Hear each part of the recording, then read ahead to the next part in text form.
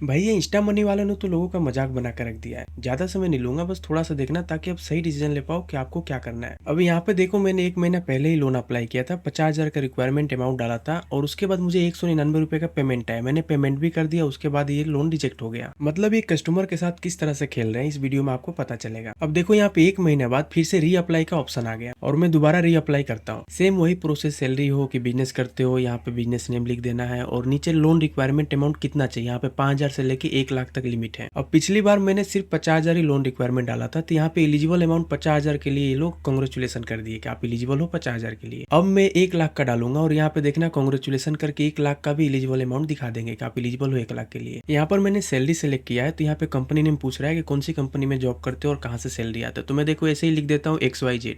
इसको आगे करेंगे, प्रोसीड करेंगे। मतलब सैलरी हो या बिजनेस हो, कुछ भी गजरा मुरई लिख के नेक्स्ट करोगे तो यहाँ पे जो भी अमाउंट लिखे रहोगे वहाँ पे एलिजिबल उतना ही अमाउंट शो कर देगा कि आप 50,000 लिखोगे 50,000 के लिए एलिजिबल हो, 1 लाख लिखो 1 लाख के लिए एलिजिबल हो। और यहाँ पे इनका इनोफिन सोल्यूशन प्राइवेट लिमिटेड है ही, कांग्रेचुलेसन करके भेज देते हैं। अब इनका कॉन्फिडेंस देखो, पिछली बार में 199 रुपया लिए थे, लेकिन ये जान गए हैं कि भाई 199 दे रहा है तो ये बंदा 299 भी देगा, तब इनको पेमेंट करना है हमें 299। और मुझे ये भी पता है कि 299 देने के बाद भी ये लोन रिजेक्ट करेंगे, क्योंकि इनको क्या रिक्वायरमेंट है कस्टमर में वो मुझे मालूम है। मैं यहाँ पे सिर्फ एक कस्टमर का लोन अप्लाई करके अपना एक्सपीरियंस नहीं बता रहा हूँ, बहुत सारे लोगों का अप्लाई किया हूँ, किसका क्या रिजल्ट आता है उसके हिसाब से मैं बता रहा हूँ। अभी मैं 299 रुपया पेमेंट करके आगे का प्रोसेस करूंगा, रिजेक्ट तो होगा ही, फिर से 1 महीना बाद री अप्लाई करूंगा, तो यहाँ पे नेक्स्ट टाइम 399 भी चार्ज करेंगे कि अभी ये पेमेंट करो, क्योंकि लास्ट इनका 399 है और स्टार्टिंग 199 से करते हैं। अब ध्यान से सुनना कि आपको क्या करना है, आपको यहाँ पे अप्लाई करना है कि नहीं। तो अगर आपका सिविल स्कोर अच्छा है तो सबसे पहले इस एप्लीकेशन में जाना ही मत, बहुत सारी एप्लीकेशन है, वहां से पहले ट्राई करना। क्योंकि समझो अगर ये एप्लीकेशन आपको 5-10 हजार का लोन दे रहा है, स्टार्टिंग में 5-10-15 हजार से ज्यादा नहीं देता है, तो दूसरे एप्लीकेशन भी आपको आसानी से लोन दे देंगे, जैसे किस्त हो गया, रिंग हो गया, ये सब बिना कोई चार्जेस के डायरेक्ट अप्रूवल भी होता है और इंस्टेंट आपके खाते में डिसबर्स भी हो जाता है। क्योंकि इसका रिक्वायरमेंट उनसे भी ज्यादा है, इनको अच्छा खासा सिविल स्कोर चाहिए, अच्छा ट्रांजेक्शन चाहिए, या फिर सैलरी आता हो तो बैंक स्टेटमेंट भी लेते हैं, पैन कार्ड आधार कार्ड भी लेंगे, सिविल स्कोर भी चेक करेंगे, उसके बाद आपको 5-10-15 हजार का लोन देंगे। और अगर आपका सिविल स्कोर डाउन है, सिविल स्कोर है ही नहीं, कोई रीजन से आपका ज्यादा इंक्वायरी हो गया है, तभी आपका पैसा लेने के बाद रिजेक्ट करेंगे। यहाँ पर ज्यादातर लोग ध्यान नहीं देते हैं पेमेंट करने से पहले। यहाँ पर साफ साफ लिख दिया है कि जो आप फीस पेमेंट कर रहे हो ये नॉन रिफंडेबल है, आपका ये फीस रिफंड नहीं होगा अगर आपका लोन कैंसिल हो गया फिर भी। और इस फीस की वैलिड सिर्फ 1 महीने है, 1 महीने बाद आप फिर से री अप्लाई करोगे तो फिर से ये पेमेंट देना पड़ेगा, भले 199, 299, 399 हो। और ये फीस लेते क्यों है ये भी यहाँ पे लिख दिया है कि हम आपका क्रेडिट ब्यूरो चेक करते हैं, आपका इनकम डिटेल चेक करते हैं, डिजिटल KYC करते हैं, ये सारी प्रोसेस करने के लिए हम ये फीस रखे हैं, अपने प्लेटफॉर्म फीस या एप्लीकेशन फीस कह लो। लेकिन एक बात तो गलत है गुरु, कि ये जो झुंझुना पकड़ा के सबको 199, 299 कांग्रेचुलेसन कर करके ले लेते हो, ये तो ठीक नहीं है। एप्लीकेशन भी फेक नहीं बोल सकते, क्योंकि यहाँ पे जो लेंडर है वो RBI रजिस्टर्ड NBFC है। अब कस्टमर को ज्यादा पता नहीं रहता, वो सिंपली से इंस्टॉल करते हैं और इसको ओपन करते हैं। और रियलिटी तो ये है कि जो भी हम नंबर से, अपने मोबाइल नंबर से लॉगिन करते हैं, जो भी अपना पर्सनल डिटेल जो स्टार्टिंग में 1-2 स्टेप डालते हैं, ये सब एक तरह से मजाक है, कोई मतलब इसका मतलब नहीं है। जब तक आप पेमेंट नहीं करोगे तब तक ये रियल में प्रोसेस नहीं स्टार्ट करते हैं, उसके पहले ये सब एक तरह से डेमो है, मतलब जो आप अमाउंट डालो वो आपको कांग्रेचुलेसन दिखेगा। नहीं विश्वास है तो एक बार ट्राई करके देखना, यहाँ पे कोई भी नाम लिख देना, कोई भी पैन कार्ड नंबर लिख देना, कोई भी डेट ऑफ बर्थ लिख देना, सेलेक्ट करना और इसको कंटिन्यू करना। सेकंड स्टेप में आपका इंप्लॉयमेंट सेलेक्ट करने को आता है, जैसे सैलरी हो, सेल्फ एम्प्लॉयड हो, ये सारी भी सेलेक्ट करने के बाद यहाँ पे एलिजिबिलिटी चेक करोगे, जो भी रिक्वायरमेंट अमाउंट डाल दोगे, 20,000 डालोगे तो वहाँ पे कांग्रेचुलेसन 20,000 दिख जाता है। तो इस पर आपको विश्वास नहीं करना है, आपको खुद से जानना होगा कि मेरा क्या सिविल है, मेरा क्या कंडीशन है, उसके हिसाब से चलना है। ऐसा नहीं कि मेरा तो सिविल खराब है फिर भी यहाँ पे अप्रूवल दिख रहा है, तो ये सब फेक है। यहाँ पर बस यही हो सकता है कि आपसे पेमेंट लेने के बाद रिजेक्ट करके ये बोलेंगे कि आपका सिविल खराब है, आपका ज्यादा इंक्वायरी है, कोई भी एक रीजन बता के निकल जाते हैं। इसलिए सिविल अच्छा हो, इंक्वायरी कम हो, कोई ना कोई सैलरी या फिर सेल्फ एम्प्लॉयड हो, तो अच्छा खासा ट्रांजेक्शन हो, तभी जाके यहाँ पे रिस्क लेना 199 या 299 का। चलो अभी मैं एक कस्टमर का पेमेंट करके भी दिखा देता हूँ कि यहाँ पे 199 का पेमेंट है, इसको सक्सेसफुली पेमेंट कर देते हैं। यहाँ पे इनका लेंडर एक एरोफ्लेक्स फाइनेंस करके वो यहाँ पे अप्रूवल किया है 68,000 का। और जब हम पेमेंट कंप्लीट कर देते हैं तब ये स्टार्टिंग से प्रोसेस स्टार्ट कर देते हैं, जैसे मोबाइल नंबर से लॉगिन करो, फिर से अपना जो भी बेसिक डिटेल है, पर्सनल डिटेल है, पैन कार्ड नंबर और क्या करते हो, ये सारी चीजें फिर से फिलअप करवाते हैं। अब ये असली प्रोसेस स्टार्ट करते हैं। उसके बाद आपका पैन कार्ड डिटेल चेक करेंगे, आपका जो भी क्रेडिट ब्यूरो है उसको चेक करेंगे, आपका